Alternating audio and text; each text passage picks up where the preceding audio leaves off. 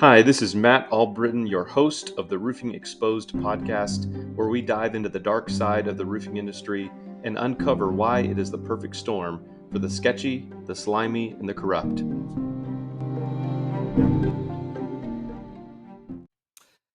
Hey everybody, this is Matt Albritton, host of the Roofing Exposed podcast that you're listening to right now. This is episode 1, and today we're going to be talking about storms, essentially what happens the day after a storm, after you get a severe storm. What happens? What happens from a roofer's perspective? Why is it madness out there? I'm speaking of from the perspective of a roofer. I'm in roofing. I own OneSource Roofing and Restoration, if you all did not know. And so let's kind of talk about this for a little bit. So first of all, severe storms happen a lot, obviously around the world, in the country. And then here in my neck of the woods, in the DFW area of Texas, we typically get one really large storm a year. It doesn't always work out that way. Sometimes we get a bunch of little storms. But regardless, we get a lot of storms here, a lot of severe weather, a lot of large hail, a lot of high winds, sometimes tornadoes, things like that.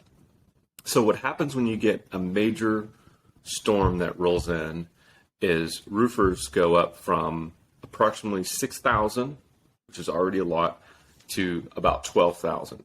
So you got storm chasers coming in from all over the country. You go from 6,000 to 12,000, and then you have people knocking on your door constantly. So this is kind of how it works. These companies get trained, or these individuals, they get hired on for work whenever a storm is coming up. So they see on the radar, the SPC put something out that you're in a moderate risk on, as I'm recording this, there's a moderate risk for the area from the SPC for this Thursday. So they're looking at that and saying, hey, this is potentially a good storm to chase. So they're getting prepared. They're getting ready. When that thing hits, they're driving all night to get here. So the next morning rolls around, they're at your doorstep, they're knocking on your door. And that's national storm chasers. And you have regional, local storm chasers as well. I still call them storm chasers because they're going, let's say, a storm hits in Rockwall and their business is in Fort Worth. Well, they're driving to their getting their team ready to go, and they're knocking on doors in Rockwall the next morning. I've been a part of those teams before. The problem is, there's a few problems. One of them is they don't get solicitor's permits right away. So most cities require a solicitor's permit from the city, and that typically takes 2 to 3 days to get approved from the city. You got to go to the police station and answer some questions. Then you get a badge in 2 or 3 days from then, and then you are legally allowed to knock on doors and solicit your products in that city, particularly. So if you have someone knocking on your door the day after a storm, there's a really good chance they're not there illegally. They're not knocking on your door legally. So you can already assume that someone that's knocking on your door is already doing something that they shouldn't, and so they shouldn't be taken seriously for their products and the services that they offer right out the gate. The next thing is a lot of people have solicitors' signs, to not solicit to not solicit on their property. They have the sign out front, on their door or coming up on their lawn. And if you have that, you can't knock on the door. And roofers will look past that. I was literally trained previously, no joke, to when you see a sign, just knock on every door. And when you see a sign, just pretend like you didn't see it.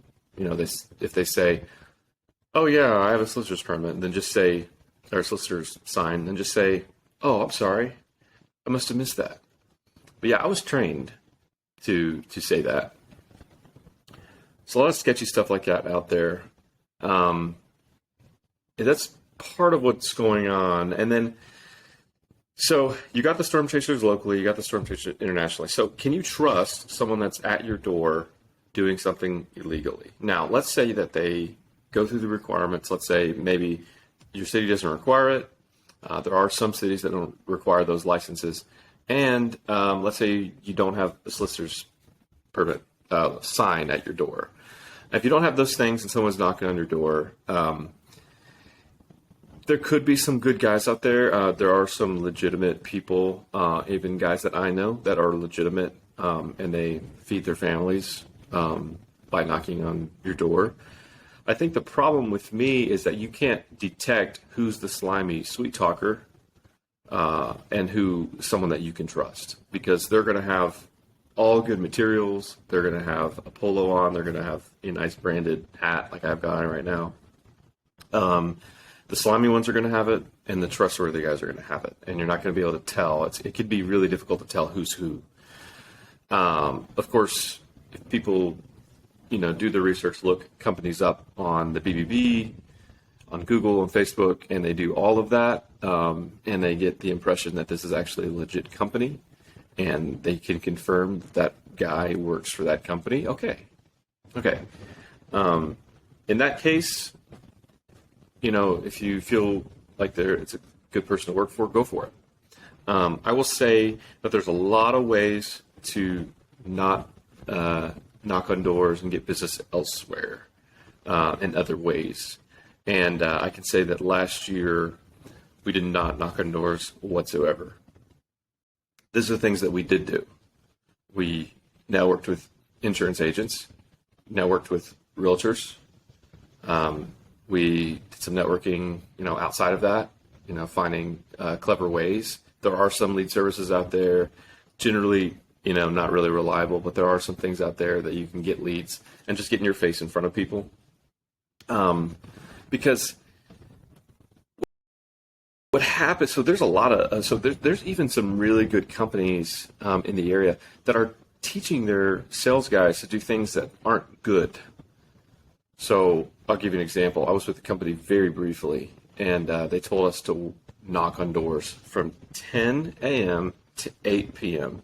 And that's going through dinner. That's going when it was, to when it was dark outside. And I didn't like that, so I couldn't do it. So I was, like I said, it was very brief. You'll laugh when you actually hear how brief it was, but I couldn't do that. And so I don't want to be taught to do those things. But there's this culture in these roofing companies, even the ones that you look up and they've got 200, 300, 400 5-star reviews. There's this, because I worked for two of them. I worked for a company that's got 700 plus 5-star reviews, another one that's got 200 plus 5-star reviews in the area. And I can tell you that there's this culture with the sales guys that says, you just got to go get it. There's no care for families. It's just like, go kill it out there. You need to be out there knocking on doors. Where are you at? You're constantly, texting you where you're at. And, I understand in some cases where you have, obviously, if you're getting paid a salary, you're a W-2 employee, and those kind of things that when you sign up for this job, that those things will happen. But, especially when you're a 1099 and you're getting those kind of requirements, that's not even, you can't even make those kind of requirements. So, yeah, that happens a lot. And I had to get out of that. I had to get out of that culture because I've got a young family and I want to be able to see them. So I find all the clever ways that I could think of to get in front of people, and there's a lot of them. And I think that God has given a lot of us a creative mind, and we don't have to do what it seems like is a necessary evil in order to get work. So yeah, I've seen a lot of things, a lot of sketchy things in the industry. Now I've been doing this for about a month shy, as I'm recording this, from being in the industry for 7 years. So there's been a lot of things I've seen, and it's real sketchy. Let me say something that I'll add. If a roofer comes to your door and he offers to do an inspection, do not take it. Do your research first. Maybe call him back later when you figure out that he is a trustworthy person, but don't let anyone on your roof. Don't let anyone on your roof, because a lot of the guys will. This is not just like, something that people say that isn't actually true. This is real. A lot of guys will get up on a roof and they'll create damage if there's not. So not every home that you go to in a storm area is going to have damage. But guys will hop up on the roof, create damage, and there's different ways that I've heard of that they do it. And I've spoken to a lot of insurance adjusters.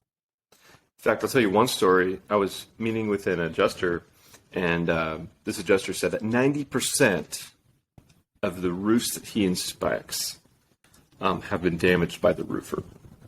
Now, I'm sure that can't be true. That seems way high. And maybe I'll give him the doubt and say that, assume he said 9%. Of course, 9% is kind of a weird number to throw out there as a percentage. Let's say 9. That's high. That's a lot of roofers that are going up there and they're just damaging roofs so they can get the job. A lot of other roofers will come to your door and they'll ask you to sign something, a contingency agreement. And a contingency agreement essentially says that you have chosen me to be your roofer, and if you decide you don't want to go with me later, then you will pay $300, $400, $500, I don't know, but there's always a number to that. Don't sign anything. Don't let anyone on your roof. Don't sign anything. Your job, as soon as a storm hits your roof, if you already have a trusted roofer, call them. That's fine. But if you have an insurance agent, this is something that I always recommend. If you have an insurance agent, call them, because they likely have a trusted roofer. They'll likely tell you, hey, this is, you had storms in this area, blah, blah, blah, and make sure your roof's looked at before you get a claim filed. I would talk to them first, because they'll give you good advice on what you should do.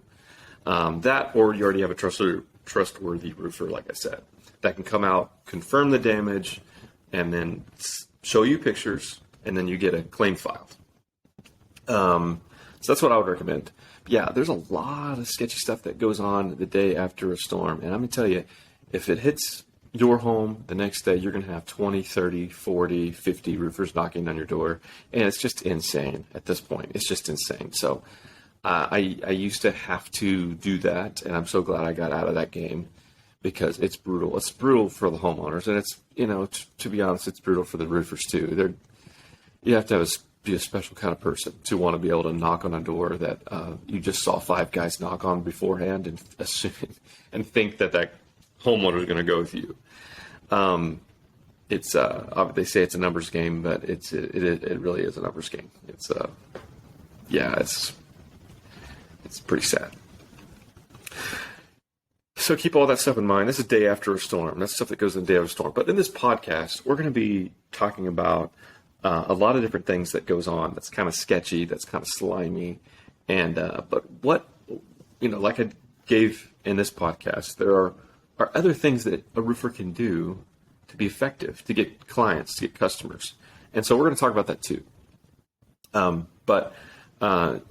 I think that the roofing industry needs to be exposed a little bit. I think it's a really bad industry. It attracts a lot of kind of slimy people because it's lucrative. And here in Texas, there's no licensing required. You can be a roofer tomorrow. Your dog, grandma, whoever can be a roofer. And there's no kind of test to take, anything like that. You can immediately start knocking on doors, the next day, illegally. So, yeah, keep that in mind. When a storm hits your house, it's not going to be fun. I would recommend you get a solicitor's sign. Put that out front, and that'll help trickle out some. There might be some that see that and have a little bit of a conscience that they should not be knocking on the door. Get that and raise awareness for this, because it's really sad. And if you want to share this podcast, obviously that would help with any of your neighbors that just had a hailstorm hit their house. All right. That's all for episode number 1. See y'all next time.